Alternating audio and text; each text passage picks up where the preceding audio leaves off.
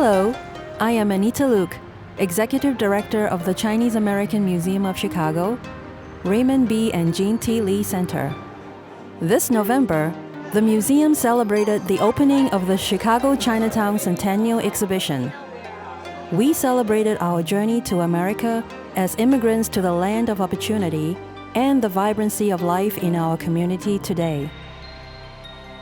Our exhibits feature not only what you might expect in a Chinese American museum: kites, puppets, and the magnificent dragon that once led our New Year's celebration.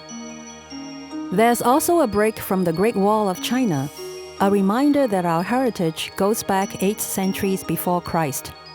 And there are exhibits showing when we were welcome in America and when we were not. It took a lot of hard work on the part of hundreds of people to get the Chinese American Museum up and running, but we finally opened our doors in 2005. 3 years later, tragedy struck.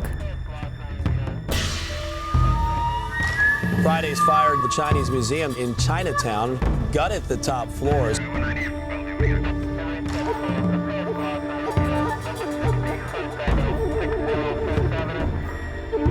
It's a big loss for the community, for Chicago. 90% of the artifacts in our collection were destroyed. But over the next 2 years, something remarkable happened. Other Chicago museums came to our rescue.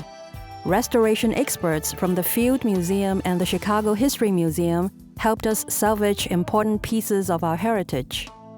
An adoption certificate from a famine-struck village in China, signed only by the fingerprints of the parents, was carefully restored. Ceremonial dolls and dresses were brought back to life. The damage was cleaned up and we moved forward. Chinatown today is a mix of the old and the new. You can still see old men playing chess in the park, next to young people on swing sets in a nearby playground, and new immigrants catching early morning buses to work in the back kitchens of Loop restaurants. And this is Pingtong Park. This is where the annual Dragon Boat Race happens here every year. Next spring, thanks to the Community Trust, the Chinese American Museum will be presenting My Chinatown, an oral history.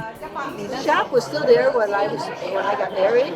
And I remember walking in there. People will be telling their own stories of what it took to become new Americans. This is a beauty contest they used to have every year at Riverview. And they talked me into going into this. They talked a lot of us into joining. Because remembering the past isn't just a good thing. It's essential to maintaining the quality of our life. My dad was the only Chinese shoe cobbler in Chinatown. We need to keep our history, especially people who've been through all the hardship and through the exclusion laws and just to come here to make a living. And so it's important to keep our community alive. So I'm here tonight to thank all the museum people who helped us get back on our feet, and all of our benefactors, and you, the Community Trust, for letting us show our pride.